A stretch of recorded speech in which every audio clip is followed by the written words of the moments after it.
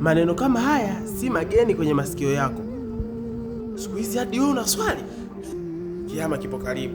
Siku hizi hadi wewe unatoa sadaka, siku hizi hadi wewe umeacha kutukana, na maneno kadhalika mfano wa hayo. Usikate tamaa, uko kwenye njia sahihi. Mtume sallallahu alaihi wasallam anatusisitiza kwa kusema innamal a'malu binniyat, hakika si vinginevyo matendo huzingatiwa kwa nia. Nia yako ni kushika njia iliyokuwa sahihi, nia yako ni kurudi kwa Allah. Allah anakulipa kwa nia yako ya kutaka kurudi kwake, kwani yeye kwake ndo marejeo. Rudi kwake, swali, usiache kuswali, toa zaka, nenda hija, fanya kadha, funga, vyote hizo usiache, kwa sababu eti watu wanasema fanya. Kwa nini?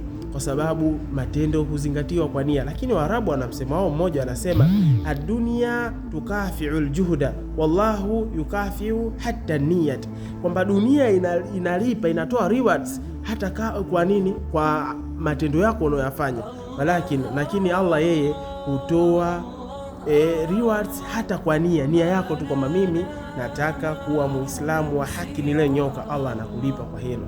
Turudi kwa Allah bila kuangalia watu wengine wanasema nini.